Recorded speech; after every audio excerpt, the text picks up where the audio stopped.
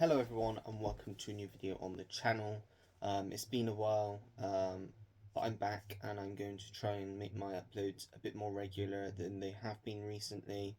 Now I'm back in a permanent full-time job. I thought I'd start the year off by giving my top 10 films of last year, 2023. A lot of good films came out last year, I must say. This list might be a bit surprising to some people. There's probably quite a lot of films that wouldn't be on people's list normally. You may think that there's some films that have been missed off of the top 10 list. A lot of the big, glaringly obvious films that most people had on their top 10 lists, I've only mentioned in my honourable mentions purely because I enjoyed other films more than them. Um, but yeah, it's a different list. Everyone's list's going to be different. This is just my list. But I should just get on with it and crack into the honourable mentions. We've got a few honourable mentions.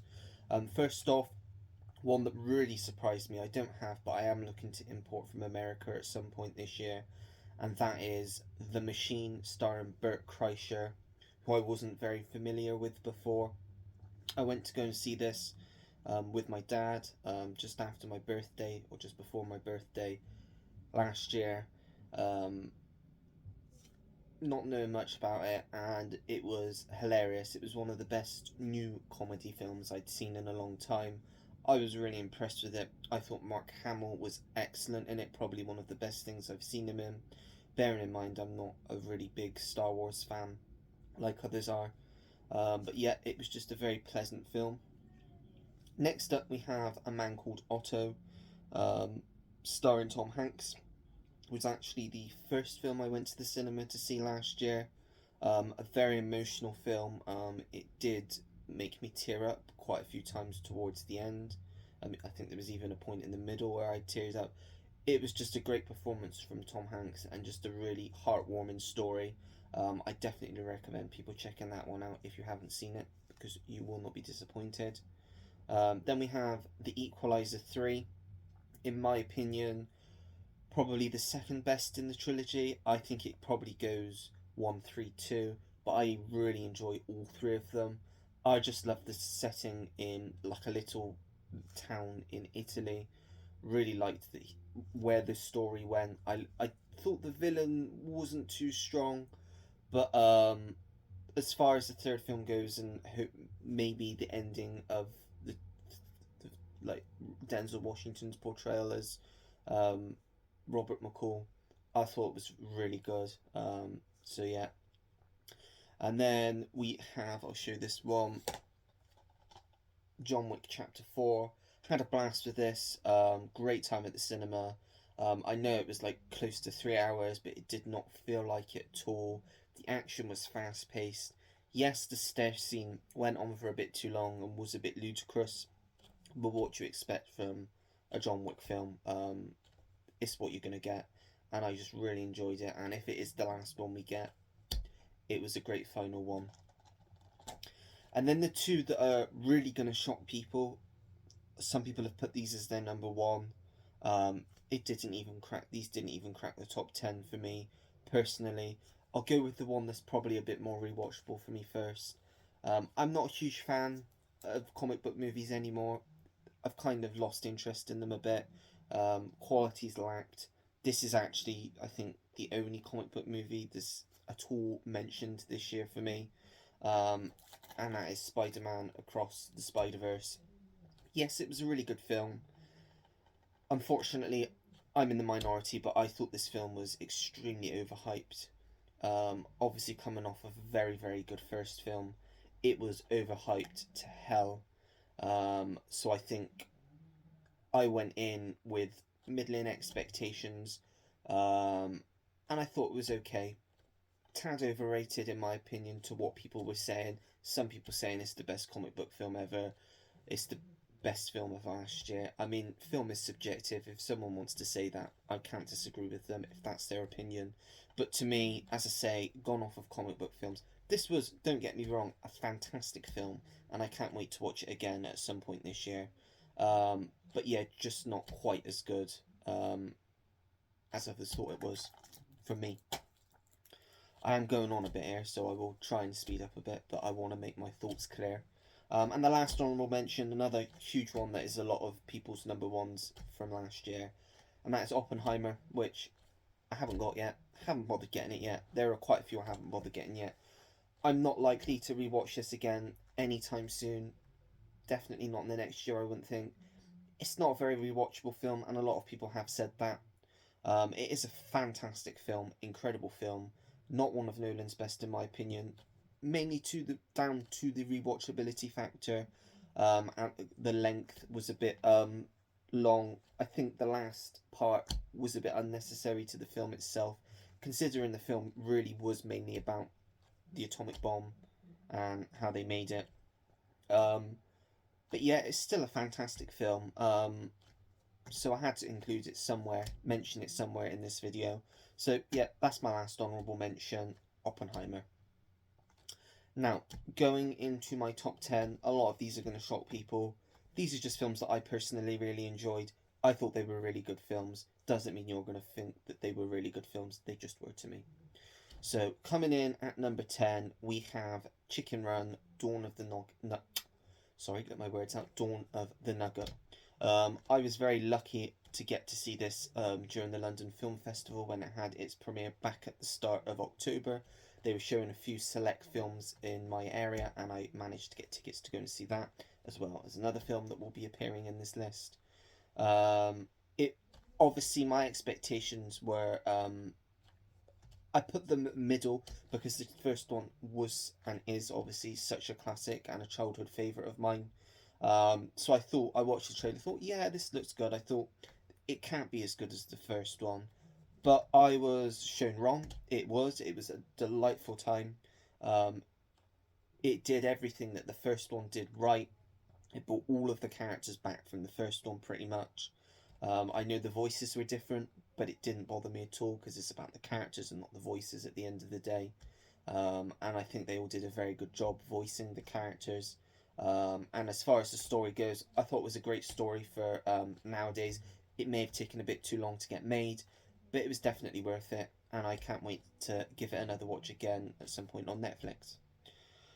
Coming in at number 9 was one of the last films I got to see last year at the cinema.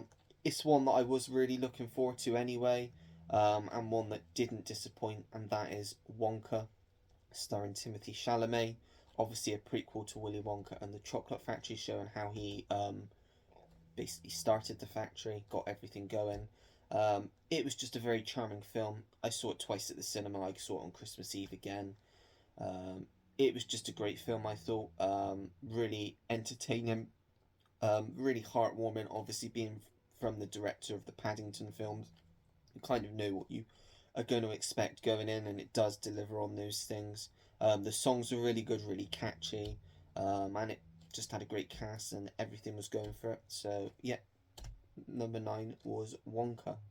Number 8 was the other film I was lucky enough to get to see at the London Film Festival, and that was The Holdovers, starring Paul Giamatti, directed by Alexander Payne, who is definitely one of my favourite directors, even though I've not seen all of his filmography.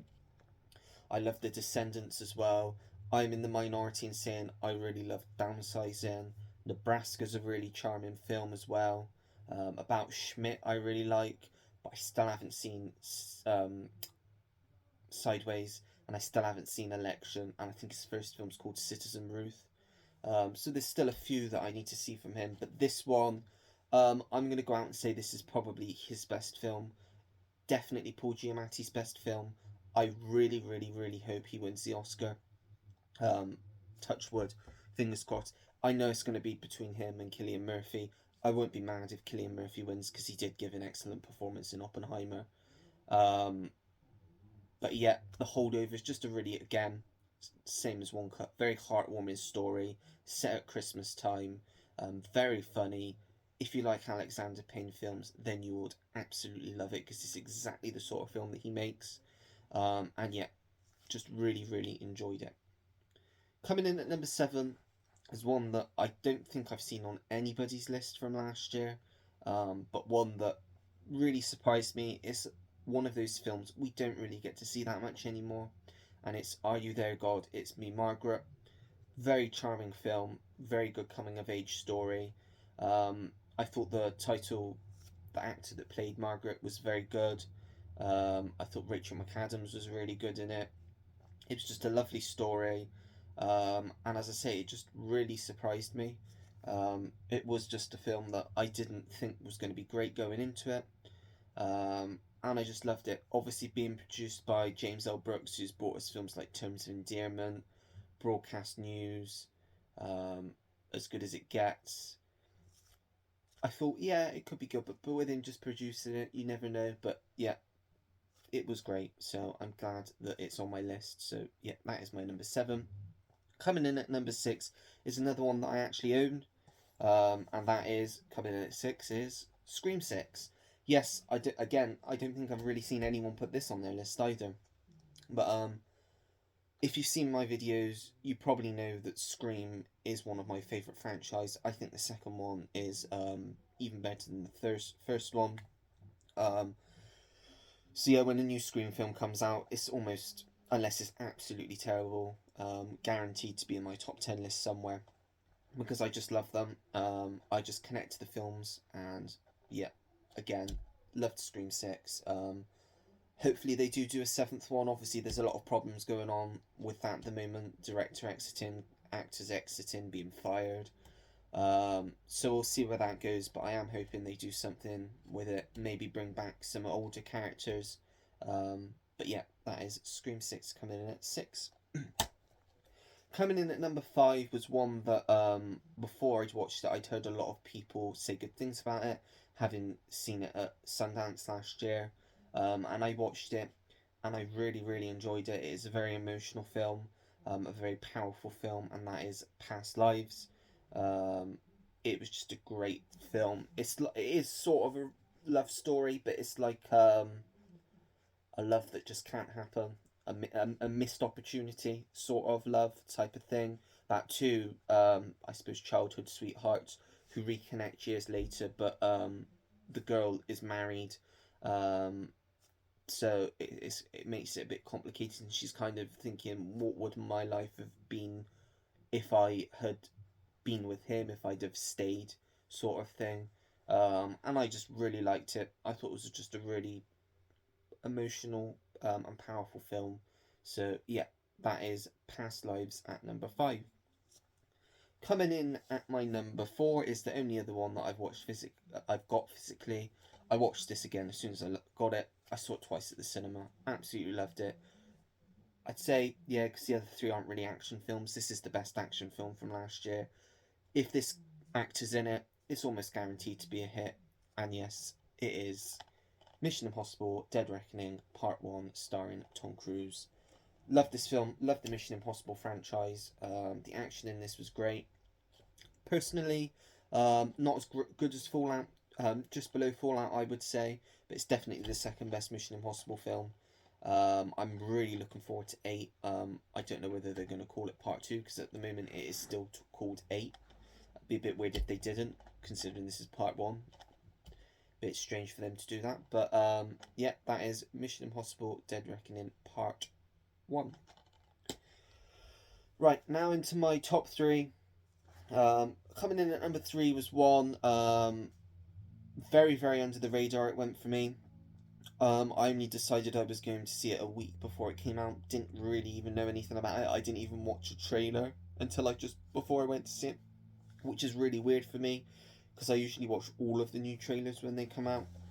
But I booked my tickets, went to see it, and I was blown away. And that is Godzilla Minus One.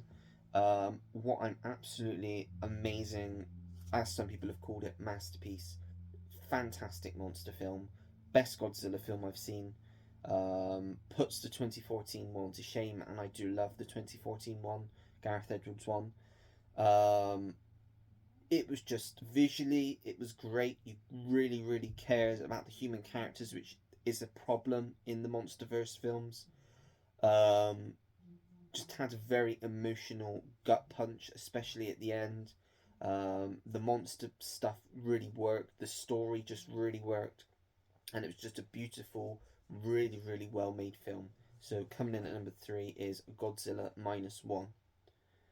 Coming in at number 2 is one that I am actually hopefully going to get next week. I think it comes out physically.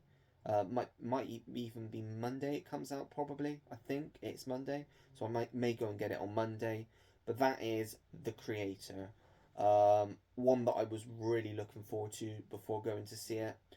Just from the trailers that had come out, I really loved the feel of it.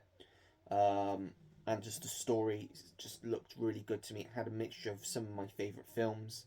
So I went to see it, and I was blown away. It is probably one of the best sci-fi films I've seen in years. Um, it was astounding. The visual effects, especially on the budget they had, was incredible. Um, I know a few people have said John David Washington was miscast, but I personally didn't have any problems with him. I think he did a good job. Could have done a better job, possibly, but we will not know now. I thought the story was great. The score by Hans Zimmer just elevated the film. The cinematography was excellent. So yeah, I was toying whether to put this at my number one, but my number one is one that has held its position for quite a while. After I'd seen it, I thought it is going to be extremely difficult um, for any film to top this for me. I know other people probably wouldn't say that because other people don't even have this film on their list, but I just really loved it, and I love these types of films. And my number one is Air, directed and starring Ben Affleck, obviously mainly starring Matt Damon. You've got Chris Tucker, Jason Bateman, Chris Messina's in it, Viola Davis. It's just absolutely great cast, great story. It had me hooked. It has an amazing soundtrack, one of the best soundtracks last year for me personally. Um, Fantastic acting, which sadly will get overlooked this year at the Oscars because of how long ago it came out. Um, just a story, like I say, I didn't know about. I'm not a fan of sports, but for some reason I really connect to sports films, and this one was no different. It was just a great film with great performances, no faults coming from me, and one that I really, really want to import as soon as possible. I hate that we haven't got a release for it over here, and it is quite expensive to import at the moment. But as soon as the price goes down, I am definitely getting it because it was my favourite film of last year. So yeah, that is Air. So those are my top 10 films of 2023. As I say, I know that your lists are probably going to be very different to my list, but I would like to hear your list, so leave them down in the comment section below. There may be some similarities, there may be some crossovers, but yeah, I'm quite happy that my list is quite unique, and I've not seen any other lists quite like it. There are a few films that I've seen on other people's lists, but for the most part, I think my list is quite unique, which is always good. As I say, the whole point of film is that it's subjective. Different people like different things, and different people have opinions on different things because they perceive films and ideas in different ways. And these films just connected with me more than others that connected with other people, if that makes sense. But yeah, that is it for this video. What are my next videos coming up? I'm probably going to do a worst of 2023. I'm more than likely also going to do most anticipated of 2024, which might be a quite a long video because there are a lot of films that are supposed to be coming out this year that I'm looking forward to. They aren't going to be ranked. I will literally just be saying the films that I am looking forward to because there are that many. And I'll also do my Blu-ray and 4K collection, which I did start last year, but I was in a bit of a difficult place last year, so I didn't continue with it. But I am going to start again fresh this year. I'm going to try and purge my collection as well. I have been selling quite a lot of stuff because there are a lot of stuff in my collection that I've seen that I want to watch again, but I know that I'm not going to pick up to watch again. And if I wanted to, I could just find somewhere on streaming, because I really need the space for ones that I do want. But yeah, that is it for this video. If you liked it, make sure to give it a like, subscribe if you want to see more videos like this, turn the notification bell on so you know when I have a new video uploaded to the channel, Comment down below anything and everything. I get back to anyone that takes the time to leave me a comment. And that is it. So until next time, everyone, take care. Goodbye.